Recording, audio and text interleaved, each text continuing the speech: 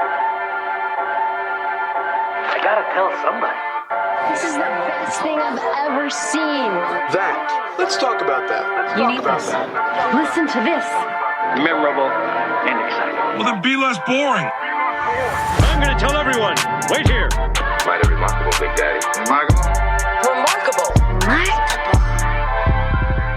Welcome to Remarkable, a podcast for B2B marketers that deconstructs the most iconic moments in film, television, pop culture, and advertising for a single purpose: to give you, the B2B marketer, the same storytelling techniques that the pros use.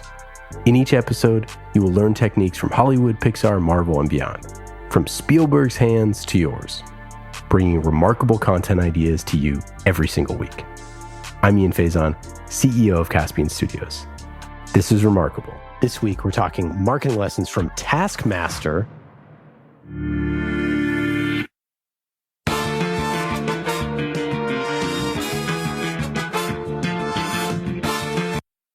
With the help of our special guest, head of brand at Descript or Descript. Vanessa, how are you? I'm good, Ian. How are you? I'm doing great. We're a Descript customer, I'm going to say this both ways 50 times. I'm a huge fan of the product. Exciting to have you on the show and to talk Taskmaster and everything that y'all got going on video-wise at Descript. Sounds great. I'm so glad to be with you. And yeah, we don't take an official line on whether it's Descript or Descript. Different employees say it differently. Our CEO says it different ways on different occasions. So let the muse strike. That's amazing. And truly, as we've learned in business, it doesn't matter at all. We obsess over brands so much. You obsess over brands so much. I obsess over brands so much. And literally the pronunciation of your name quite literally doesn't matter. Yeah. It's a nice little lesson, a nice little capsule of a lesson. I think that here at Descript, one of the things that is most special about our brand is that we're pretty diligent about taking our customers seriously, but not taking ourselves too seriously. It's a harder tightrope to walk to be able to have that kind of split sensibility. But I think it really works well when your customers are a constituency of people who are creative and expressive and communicative. I think they appreciate that we have a lot of personality. Meredith, did you know that if you can edit text, you can edit videos? I did, and I love doing it too. Makes it easy. That is Meredith O'Neill, our amazing producer extraordinaire. Yeah, we're huge fans, and I'm excited to get into how you think about brand and marketing because it is such an important product out there. But first, why the heck did you pick Taskmaster today? Taskmaster is one of my great joys. As a working parent, having something that I can come home to and watch late after my daughter is asleep is a real treat. Taskmaster is a show where comedians and entertainers and just big personalities are assembled to complete nonsense tasks. And they bring their creativity and perspective and strangeness to it. And then they're judged somewhat arbitrarily, perhaps fairly, by a taskmaster. I would sum up your attempt with just 3 words that I wrote down and see if everyone agrees with me. Your poor wife. And the show is sort of watching the participants watch themselves having completed these tasks on camera and then live getting the number of points that they receive from the taskmaster while he watches with them. Back to work. Okay. What does it mean to be the head of brand at Descript? It means learning a whole lot about how video editing works and learning about this quite interesting space of AI-enabled creative workflow. It means understanding deeply a few different priority audiences who come to Descript with specific use cases and needs in mind. And then it means thinking about a few areas of expertise. Our team includes the content marketing crew, which is both written and video content, brand design, which brings our brand to life visually, the community and education team, which is thinking about how we help connect customers with the pleasure of success so that they're getting ever more value out of Descript. And then our product marketing team. And they're really focused on bringing new features to market and helping prospects and customers understand the benefits that come from all the capabilities that are tucked into Descript.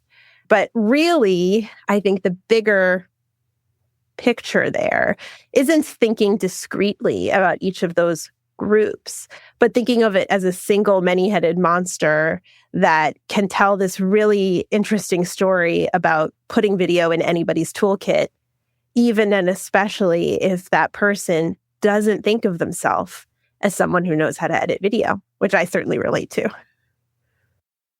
Yeah, and I think you don't know how to edit video because you didn't know the tools, just like the vast majority of us, right? It's like you couldn't possibly do that.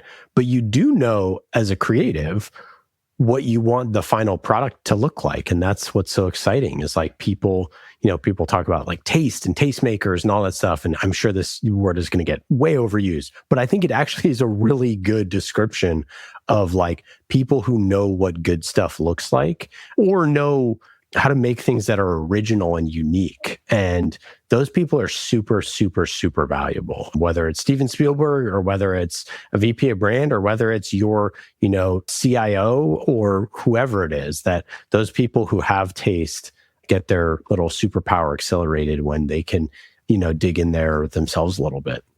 Yeah, absolutely. I think there are a few different words that we certainly obsess over here at Descript, and one of them is craft, which I think is quite related to taste. But craft I think of as almost more in the execution, in the operating of a tool or a piece of software or whatever. And what we want to be able to do is sort of give people who haven't gone to school to learn how to use professional editing tools, who haven't ever gotten out their jeweler's eye and their tweezers and ended up in a timeline editor, to still be able to make something that is high craft. And so our objective there is to create the shortcuts, the automations, the presets, the defaults that get them to something high craft in a really quick way, so that they don't even have to know what good is necessarily. They just have to know if the project that they've ended up with is effective at communicating what and how they want to express themselves. You also do something really cool at Descript where the entire company shuts down and y'all work on stuff. Tell me about this. Yeah, so I'm talking to you on one of these special days where we're having a company-wide film fest. This is a great way for us to not only understand the needs and use cases of our customers, but to find bugs and squash them on features before they are released. It's also just a very fun opportunity for everyone to be in something together.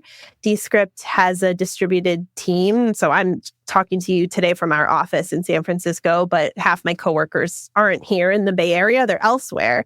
And it's really very fun for all of us to be working on these videos together, getting into Slack and sharing what we're finding, asking for help, asking for, inspiration. So it's a really lovely collective act. And then we all share the projects that we've made today and we admire one another's work.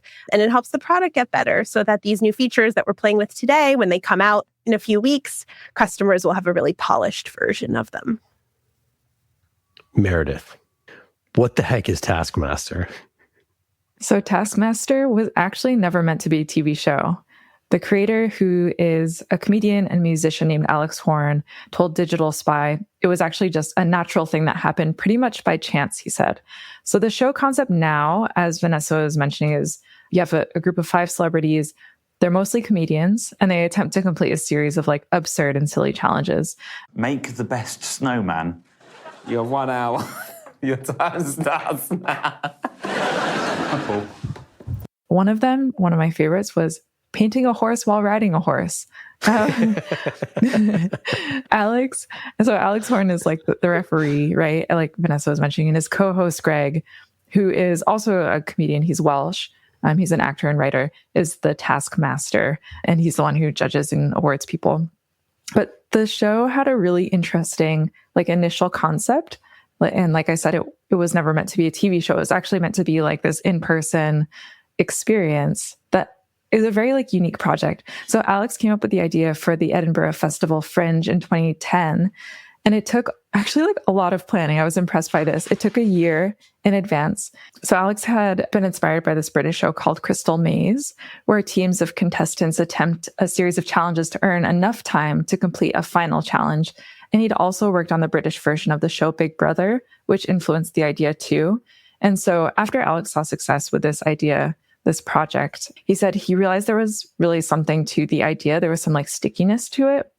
And that isn't to say that it didn't have issues getting made, which we talk about a lot on the show, which is like there's always these barriers, these obstacles that they have to overcome. So when it comes to the tasks, they can take about 6 months to film, and each contestant spends about a week attempting a few challenges a day, which come in these wax-sealed envelopes.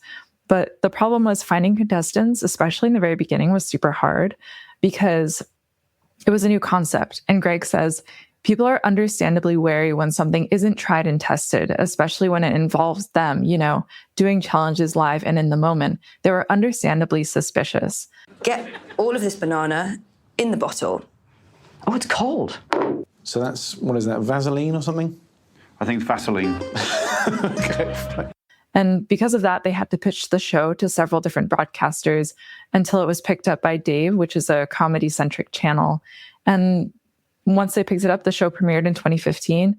And this is the crazy part. Lucky for Dave, it boosted their audience by 80%, which is oh my gosh, so crazy. And now it's been picked up by Channel 4, has had 18 seasons total so far. And I know there's already scheduled to do through 2026. And I'm sure we'll probably just continue on, but it's become this like massive success.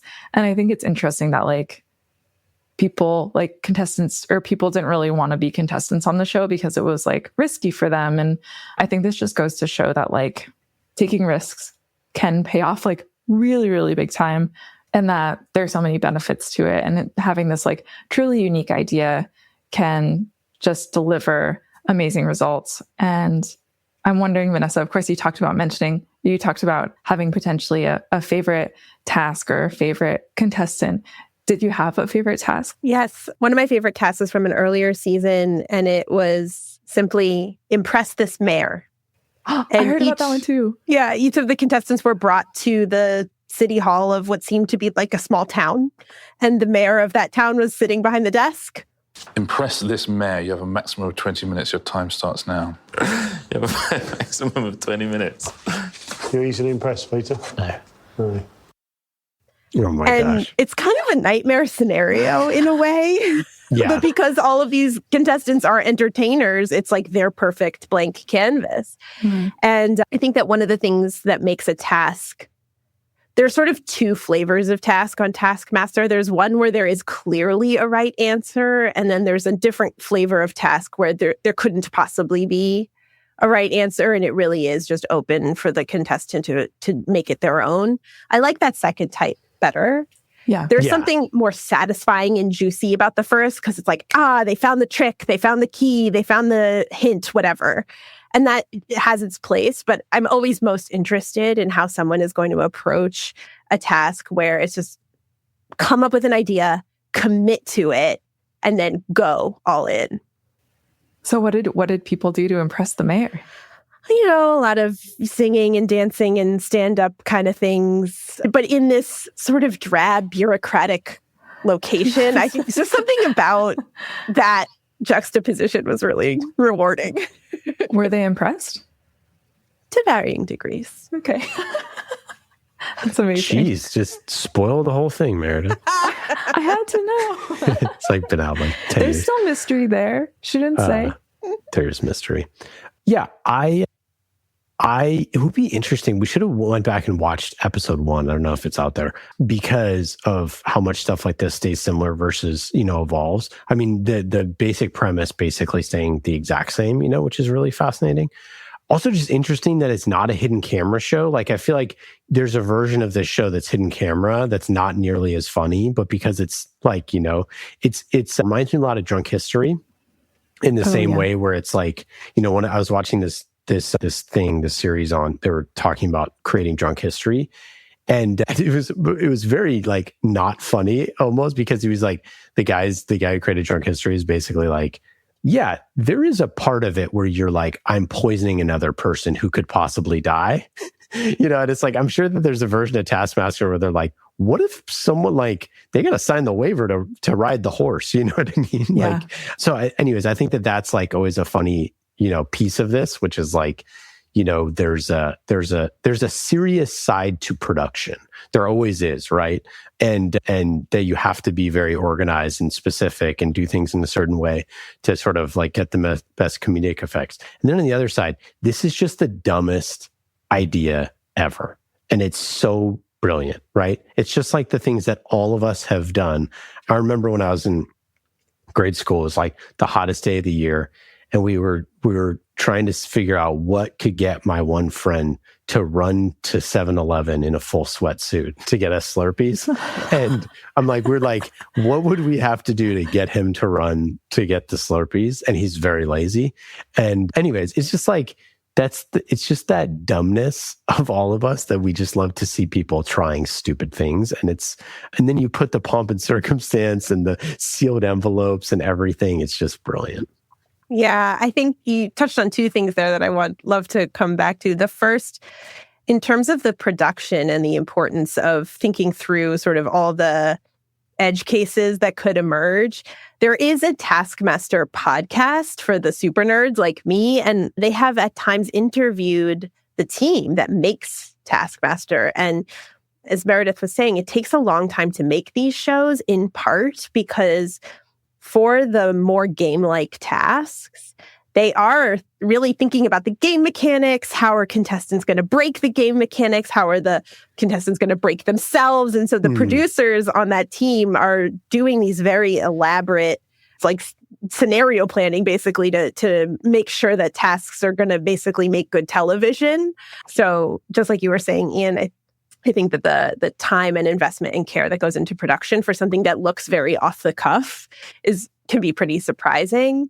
And then the other thing that you were saying that I think is really interesting about Taskmaster is we can and I think it applies to Drunk History too, we can let the performer take risks because we as the audience know that they're safe. Yeah. And that's why watching it is pleasurable and not stressful. And there are all these ambient signals in a production that tells you, like, you're in on it, we're in on it together. And so you don't have to worry. And that really is quite liberating and generous to an audience. It allows them to go with it and not get distracted by any concern. It's the exact opposite of Deadliest Catch, right? Where you're like, yeah. I'm watching this show called Deadliest Catch to see if anyone is going to die. It's just a totally different thing. Another thing, not to keep comparing to Drunk History, but I think that something that just like reminds me of this show is the best episodes are when the person is not trying to make the audience laugh. They're actually trying to like deliver the history. And I feel like it's the same way in Taskmaster. Like the best ones are where the person is seriously trying to figure it out rather than just like be funny. Get this potato into the golf hole. You may not touch the red, green. Fastest wins. Your time starts now. Oh, we're off. And I think that like that's just like a really astute producer observation, right? And it's like why a lot of stuff, if you're making it in sort of like a corporate context, it's so hard to be funny. There's so many things that come into corporate content that reduce the level of funniness. And like, I feel like that's like one of the big takeaways for me is like, you just have to understand what is the mechanism that is like causing the funniness and be serious about that. Like I was just listening to this interview. I'm going on here, but I was just listening to this interview with one of the founders of Monty Python. And he was like, they would get in screaming arguments over like, what color is the chair? Or like, is it a duck or is it a grouse? Or, like whatever, like they're so serious about what's funnier. And anyways, that like rigor to the process is super important. And that doesn't come across at all when you watch a show like Taskmaster, it just feels funny, right? And so that's hard to do. Yeah, absolutely. I think that one of the keys to success on Taskmaster and when making content is committing to the bit. Yeah. If you're self-conscious, if you're mugging for the camera, if you're trying to do too many things at once, if you're distracted, the audience isn't going to go there with you. Your readership isn't going to go there with you. Your customers aren't going to go there with you. You have to summon the will, the courage, the focus to go all in. And that's when exciting things are going to happen. And you might be able to find different types of creativity because you're blocking all that other distraction out. And something exciting is going to happen right now. You should hear a knock on your door. I'm totally lying. But that would have been sick, though, right? If it was Alex Horn, I would have screamed. Best podcast ever. We did not prepare that. But I really wish we had. Next time. B2B marketing takeaways. What are your 3 marketing takeaways from Taskmaster? Okay. The first is that B2B marketers should enjoy lateral thinking. So sometimes your goal is most efficiently achieved by just doing the best practice, doing it well. And Taskmaster, that would be reading the task and just doing what the task tells you to do.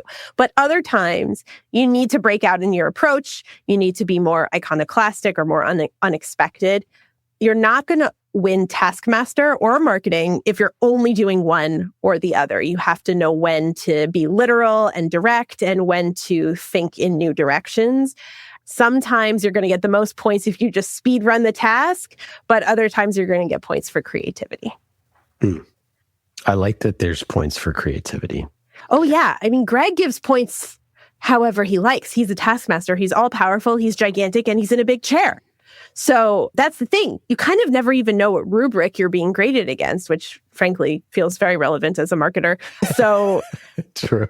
The reward is to do it your way, you know? And sometimes your way is just simple, fast, direct, clear. But sometimes your way is incredibly chaotic, but it's engaging or it's distinctive. And so Greg gives you the points. Okay, the next is to know when you're the picture frame and to know when you're the picture. There are instances when you are, as a contestant on Taskmaster, absolutely the star of the show, and you want to be boisterous and you want to be attention grabbing. And of course, we as marketers all can think of instances where we want to do that with our brand. But in other instances, you kind of want to be a supporting character. So in Taskmaster, sometimes the best thing to do is make it about Greg, because he's a Taskmaster and he's very ego-driven. And so you can pander to him. And if they tell you to paint a painting of him. And if they tell you to make up a song about him. And then he'll give you lots of points.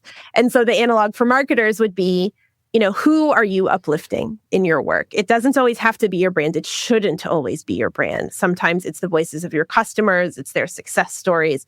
So find opportunities to do both.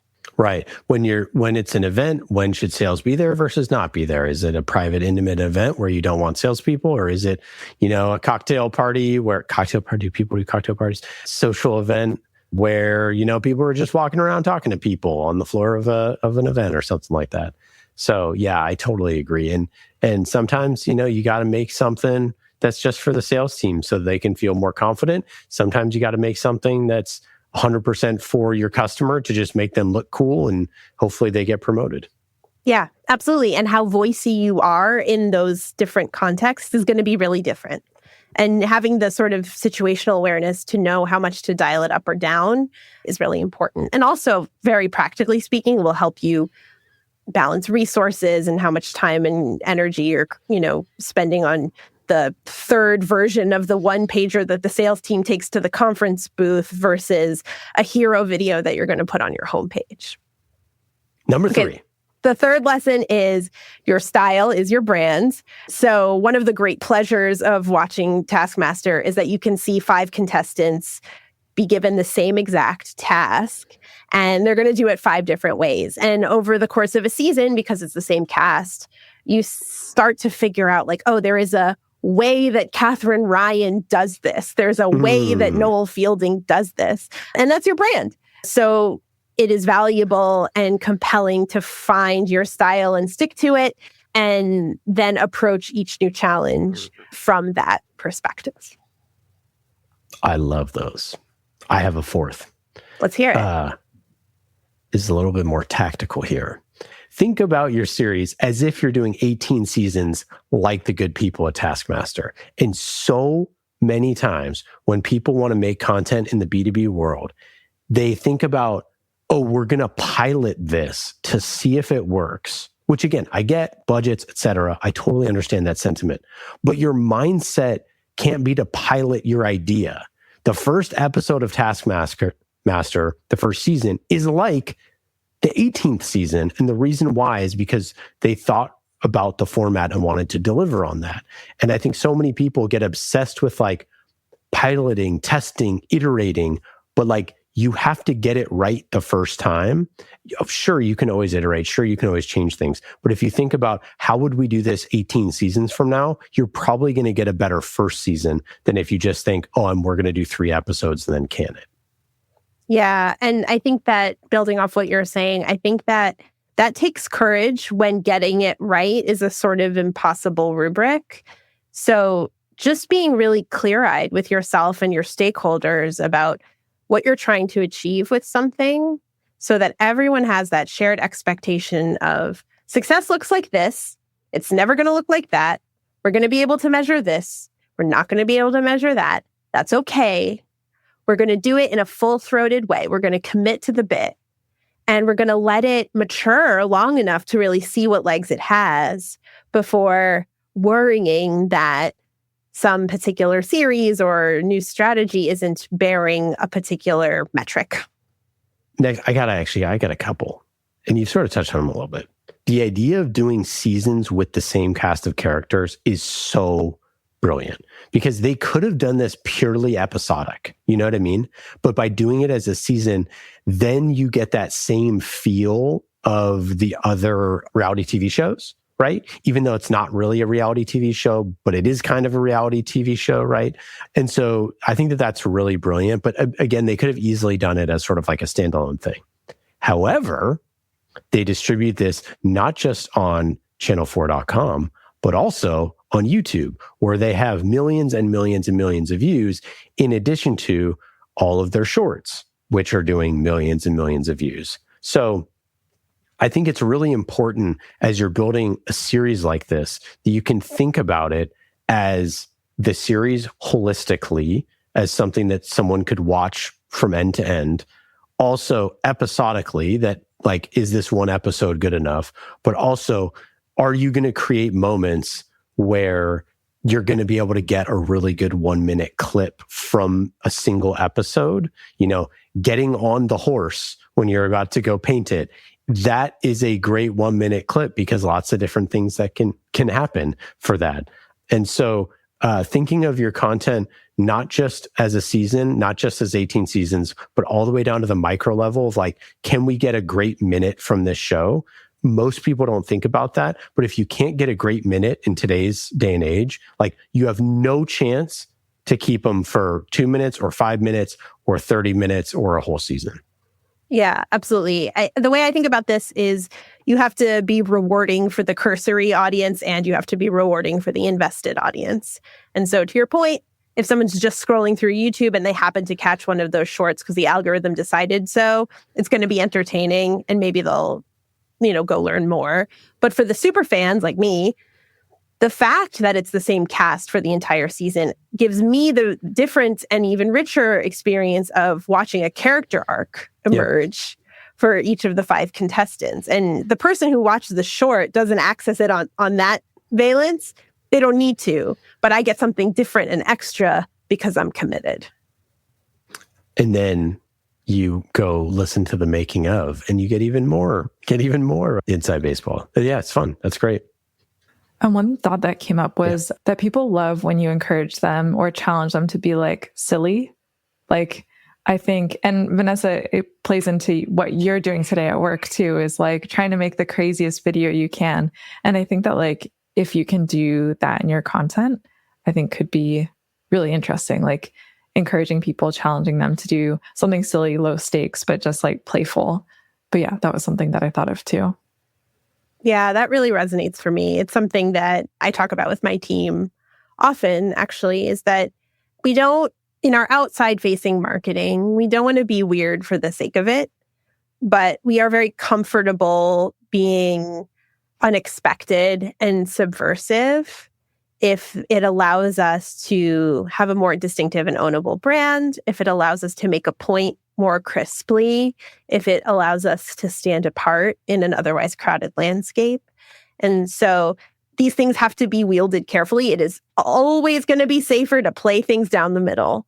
But if you are lucky like I am and you have an amazing team of creative people, you can find those right-sized opportunities to have a more unexpected voice and help customers feel like they're in relationship with you in a more substantive way. Like, I think it's very hard for customers to feel like they're in relationship, even with a company that delivers a product or service exactly as expected. There are no issues, but it's transactional because that brand is a little bit flat.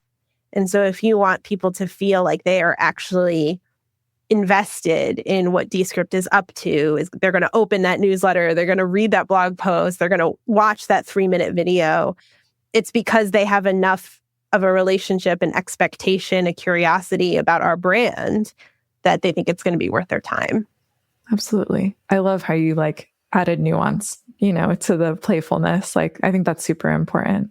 Not just throwing it out there, but doing it mindfully and carefully and thoughtfully. Let's dig a little deeper into Descript. You don't, you mentioned at the top, you don't just own traditional quote unquote brand. You do own a bunch of other stuff. Presumably you have a budget. How do you think about investing in content at Descript as part of your broader marketing? Yeah, content is a very big part of our marketing portfolio. It's not surprising. We're a video company. It would be weird if it wasn't. So our content marketing team is mighty. And again, that group includes both the folks who make content with words and the folks who make content with video. We think about that part of the team as one that is driving both consideration and awareness at the top of the funnel, in addition to doing a lot of work to bring new features to market to existing customers, to provide education to customers. And that education is kind of split across the very functional how-to education that allows customers to get more value out of their Descript subscription. But also, we're really excited this year to be branching into more education that's just the best practices of making video.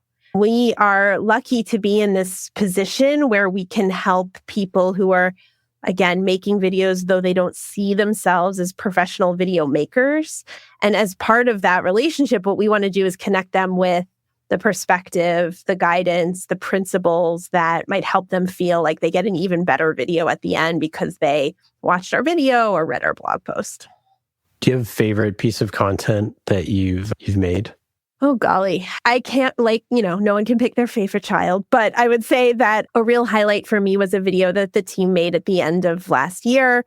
It was an opportunity for us to wrap up a lot of the exciting releases that we had put out in 2024, but it was also an opportunity for a creator on our video team to make a more ambitious and elaborate video than normal. And so he was able to team up with one of the editors on the team for more visual and sound effects. And the story arc of this video was really complicated, where Ramdi in the present tense gets a visit from Ramdi from the future, and the two Ramdis are talking to each other. And it was a really elegant balance of something that was genuinely entertaining and also provided substantive information about highlight features that we want to make sure our customers know are in there and that they should try and use. So that was a lot of fun. Right now, Ramdi is making a series where he has adopted this character who is a real snob.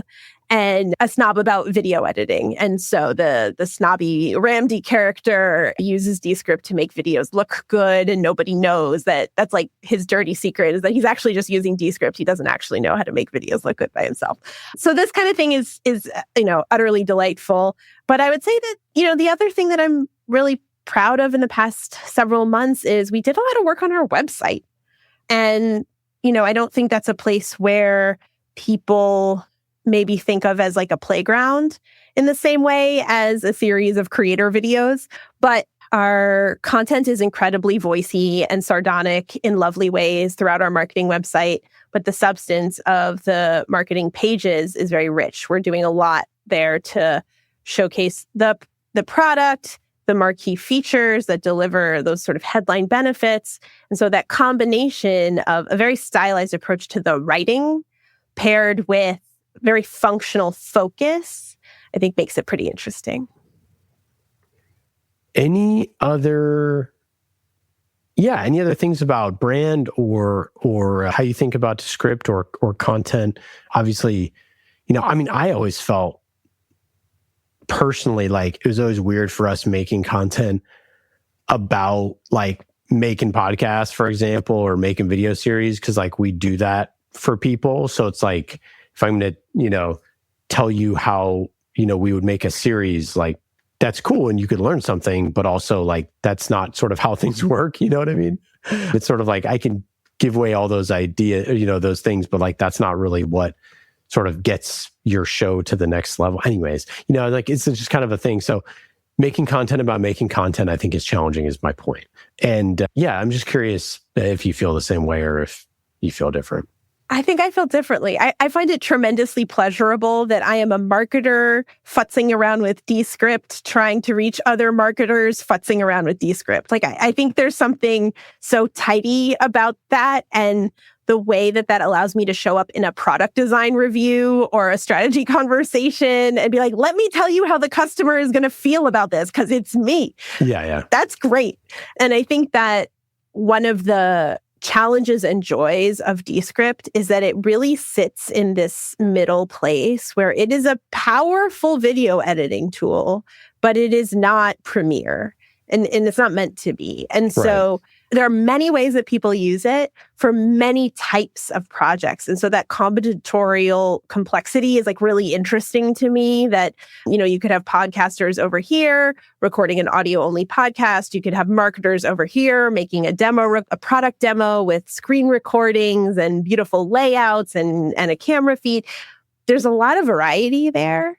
And so the challenge of making content about content is knowing when should I be specific and speak directly to those priority audiences and their priority use cases? And when should I pop up a level and speak in a more generalized way about capabilities and benefits and trust that the audience will know how that applies to the specific thing they're trying to make? Yeah. I guess the way I think it was a little bit harder, the way that I think about it is I just had this epiphany, because I feel the same way that you do, where it's like, we market to marketers, we want to work with the best marketing teams and create like the craziest, coolest, stuff that can hopefully drive revenue and make your audience feel like you care about them and that they love it. And basically what I've been thinking about a lot recently is just like show, don't tell. Is like, what I found more often is that like making something cool or like we're doing now, breaking down something else that people thought was cool, to me feels like the best way to learn creativity is to just sort of like get into that piece of it. So I don't know. It is fun. But that's why I think it's tricky, because it's not just like, hey, let's talk features and benefits. Because at the end of the day, like that's part of the thing is like, obviously they have to know that your features and benefits, they have to know what you do. But ultimately, like, they're trying to make something that resonates, which is like just a different type of a thing, right? Yeah, well, I think that goes back to where we started on craft. I think that you can teach capabilities, and craft is something that ideally someone cultivates over time by looking at lots of examples. Or maybe that sort of edges into taste, who knows? But this idea that you can sort of teach someone how to operate the machine, but then there's this whole other area, which is like, well, how are they going to use it? What are they going to make? How are they going to define done? And I think that's where, to your point, inspiring and teaching through example helps people, oh, you know what? I'm going to try to make a project that's a little more complicated than the last project I made on Descript. Like that ratchet to me is really interesting. And every time I open Descript and make a video, that's the thing that I always sort of remind myself before I get started. It's like, okay, Vanessa, make something that's slightly more complicated, that uses one more new feature than the last time so that you're always growing. That is a perfect thing to end this episode on, but I'm going to ask one more question anyways. Okay. A little bit of the unexpected there. Video is more important than ever. It's the most popular, method of consumption now. People are watching 4+ hours a day of video, specifically verticalized video, specifically shorts, more important than ever before. We got the medium screen, we got the tiny screen, we got the bigger screen. Specifically digital video or video delivered, via whether it's YouTube or social channels or, connected TV. Clearly, this is where we're all at. Why do you think that more people, more content teams, more marketing teams are not investing enough into video? I know the answer to this one because it's the thing we're trying to solve. Making video has historically had high barriers to entry. It was expensive. Yeah. You needed experts with fancy gear and fancy training. And any team around the company would be told, sorry, video team doesn't have time for you, or where's your budget? And they would have to go out and hire an agency. That is ending right on time. And that's the thing that we're trying to teach the market, is that if you're an L&D professional who needs to make some internal comms for the workforce at your company, if you're a marketer, if you're a IC PMM and you just need to get a quick product demo out for your own social, you don't need a video professional. You don't need a budget. You don't need an agency. You can just use Descript and make it yourself and still have it be on brand and still have it be high quality. And I think that what's so exciting about the thing we're trying to do is raise or rather, I'll say it differently. We're trying to put video in more people's communication toolkit, but not at the expense of quality. You're going to be able to make a video and you're going to be able to make a good video. And part of that is because of usability, things like text-based editing and designing your video with scenes and layouts. And part of that is about elegantly bringing in very practical ways where AI can take away some of the tedium, where AI can make good choices with and for you. And that's where it really becomes an accelerant so that you're not also making that choice between, oh, well, if I just put it in a doc or a deck, it's pretty fast. I can just kind of bang that out. But a video, that's going to take so long for me to figure out how to make and edit. No, we want to be able to make it just as nimble to create a video as it would be to create a keynote. Yeah, I think you're totally right. And I think this is sort of like where, AI and all this craziness comes into play, which is not that we need to go on and on about AI forever, but just the idea that in the world that you just described, the taste of the video is so important, because if you're making bad stuff faster, then it's not good for you, right? And so no one will watch it. Yeah, exactly. And so that's where finding the people within your organizations that do have taste, that do have ideas, that have thoughts, that can't figure out how to get them out into the world. I always think about literally anyone in the world can interview someone else. They can take, a phone or a camera, they can point it on the person. But Barbara Walters is better than 99.99% of us. Why? It's she has the craft. She has mastered that. She understands it. And when she gets answers out of people, she has trained to do that and figured out how to do those things. That is a very, very, very hard skill. I've done 2,000 interviews And it's like incredibly hard. And like, I feel like I learn something new every single day about it. And so I think that what's so exciting now that you have creators at different levels of the organization, video becomes something that more people can do. And the people who have those different skill sets, and whether it's internal teams or partnering with agencies or partnering with, other types of organizations, that you can now make like 1 + 1 = like 5. And that's where you can, there's just a lot more options to create way better stuff. And that's what's like really exciting to me. Yeah, here, absolutely. And I think just to extend your metaphor, having the realness to be like, this video that I'm about to make isn't Barbara Walters. Doesn't need to be. It just needs to be clear and engaging and get the point across. There are projects that you don't want to make on Descript because you're making something that is so high stakes or so high complexity or whatever. Yeah, you are going to go those bigger budget, more professional options. Great. But for so much of communication at work, that's not what you need. And so it shouldn't be a blocker that you can't access those resources. Yeah. And I think that just like understanding what the thing you're making and the quality level and all those different sort of things, like, great is the enemy of good, right? It's like, it is better to have 100 customer videos that are, 80% as good than to have 10 that are great. Like it is. Like, I mean, I guess I shouldn't say that. You can argue either side of that. I personally would say that the 100 is far better, even if it's at 80% quality, even if it's not multicam setup, even if it's not, those sort of things. However, there is a time and a place for, the premium multicam setup, B-roll, tracking shots, all the cool stuff, because there's a reason why that can tell a story a lot more effectively and efficiently. Like there's proven methods there that really work. And I think you're right that more tools at our disposal mean more videos, and like that is the currency going forward. It's like unequivocal. Absolutely. And as part of this phenomenon that you're describing, where we're all watching ever more video and a lot of it is on our phones, I think the other thing we have to remember is that viewers don't expect everything to look like a Super Bowl commercial. And in fact, sometimes the most powerful thing you could do on behalf of your brand is make something that is a little bit more authentic, is a little bit less fancy, a little bit less produced. Think about what type of content performs well in consumer video contexts.